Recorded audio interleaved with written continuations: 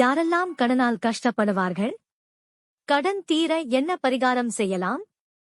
இன்றைய சூழலில் கடன் வாங்குவது என்பது தவிர்க்க முடியாததாகி விடுகிறது.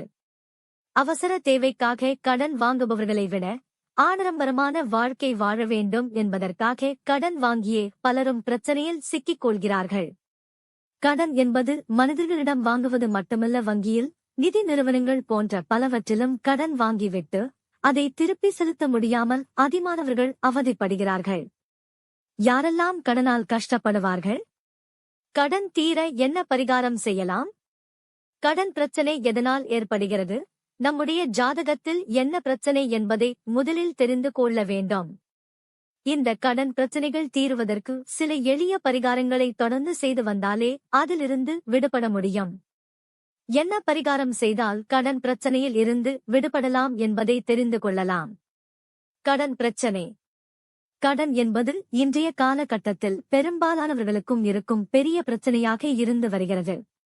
கடனே இல்லாதவர்கள் என்றால் வெகு சிலரை மட்டுமே நம்மால் சொல்ல முடியும். சிலருக்கு சிறிய அளவில் கடன் இருக்கும். சிலர் பெரிய அளவில் கடன் வாங்கிவிட்டு கடனை திருப்பி அடைக்க முடியாமலும் வாங்கிய கடனுக்கு வட்டி கட்ட முடியாமலும் படாத பாடு பட்டுக் கொண்டிருப்பார்கள். சிலர் கடன் வாங்கிவிட்டு பிரச்சனையில் சிக்கிக் கொள்வார்கள். இன்னும் சிலர் கடன் கொடுத்துவிட்டு அந்த பணத்தை திருப்பி வாங்க முடியாமல் கஷ்டப்படுவார்கள். இதனால் ஏதோ ஒரு வகையில் அனைவரும் கடனால் கஷ்டப்பட வேண்டிய சூழ்நிலை ஏற்படுகிறது. யாருக்கு கடன் பிரச்சனை வரும்? யாருக்கெல்லாம் கடன் பட்டு அதனால் கஷ்டப்படும் நிலை ஏற்படும்?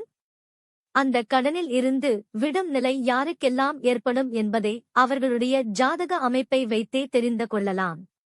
ஜாதகத்தில் கடன் பிரச்சனையை குறிக்கும் இடம் 6ஆம் இடம். 6ஆம் இடத்தில் அமர்ந்துள்ள கிரகம், 6ஆம் இடத்து அதிபதி புதன் பகவான் ஆகியவைதான் கடன் பிரச்சனையை குறிப்பதாகும். கடனை உங்களால் அடைக்க முடியுமா? கடன் பிரச்சனையில் இருந்து மீண்டும் வரும் யோகம் உள்ளதா என்பதை லக்னம் மற்றும் லக்னாதிபதியை வைத்து சொல்லிவிடலாம். 6ஆம் இடம் சுபத்தன்மையுடன் இருந்தால் கடன்களால் வளர்ச்சி ஏற்படும். ஜாதகத்தில் 6ஆம் இடம் கெட்டு போய் இருந்தாலோ அல்லது குறிப்பிட்ட எண்ணிக்கைக்கு மேல் பாவ கிரகங்கள் 6ஆம் இடத்தில் இருந்தாலோ கடன்களால் பெரிய பிரச்சனைகளை சந்திக்க வேண்டியிருக்கும். கடன் அடைய வேண்டும் என்றால் பொருளாதாரத்தில் ஸ்திரத்தன்மையும் வளர்ச்சியும் ஏற்பட வேண்டும். உங்களின் பொருளாதார நிலை உயர்ந்து கடன்கள் அடைபட வேண்டும் என்றால் 3 எளிய வழிபாடுகளை தொடர்ந்து செய்து வந்தாலே போதும். கடன் பிரச்சனை தீர பரிகாரம். முதல் வழிபாடு செல்வத்திற்கு அதிபதியான மகாலட்சுமி வழிபாடாகும்.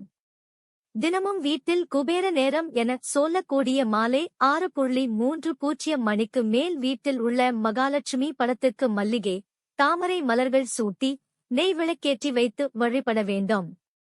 ஏதாவது ஒரு இனிப்பு நைவேத்தியம் செய்து வழிபட வேண்டும். மகாலட்சுமியின் காயத்ரி மந்திரம் 18 முறையும் கனகதாரா ஸ்தோத்திரத்தை 6 முறையும் சொல்லி வழிபட வேண்டும். அதோடு வாரம் ஒரு முறை வெள்ளிக்கிழமையில் அருகில் உள்ள பெருமாள் கோவிலுக்கு சென்று பெருமாளுக்கும் மகாலட்சுமிக்கும் நெய் தீபம் ஏற்றி வைத்து கனகதாரா ஸ்தோத்திரத்தை 6 முறை சொல்லி வழிபட வேண்டும். இதை தொடர்ந்து செய்து வந்தால் பொருளாதார ரீதியாக உயர்வு ஏற்பட்டு கடன்கள் அடைபடுவதற்கான அமைப்பு நிச்சயம் ஏற்படும். நரசிம்மர் வழிபாடு. மிக கடுமையான கடன் பிரச்சனையில் சிக்கி இருந்தால் நரசிம்ம வழிபாடு உங்களுக்கு கை கொடுக்கும். மாதம் ஒரு முறை ஜென்ம நட்சத்திரம் அன்று நரசிம்மர் கோவிலுக்கு சென்று 9 நெய் தீபம் அல்லது நல்லெண்ணெய் தீபம் ஏற்றி வைத்து நரசிம்மரை 9 முறை வலம் வர வேண்டும். பிறகு நரசிம்மருக்குரிய ருண விமோசன ஸ்லோகத்தை படித்து வந்தால் கடன் பிரச்சனைகளில் இருந்து படிப்படியாக விடுபடலாம்.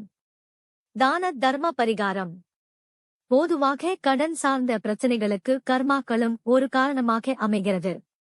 இதனால் வழிபாட்டுடன் கர்மாக்கள் குறைவதற்கான சில விஷயங்களையும் செய்து வந்தால் கடன் பிரச்சனைகளில் இருந்து மீண்டு வர முடியும். மாற்றுத்திறனாளிகள், நோயால் பாதிக்கப்பட்டவர்கள் ஆகியோருக்கு உணவு தானம், வேண்டிய உதவிகள், மருத்துவ உதவிகள் ஆகியவற்றை செய்யலாம்.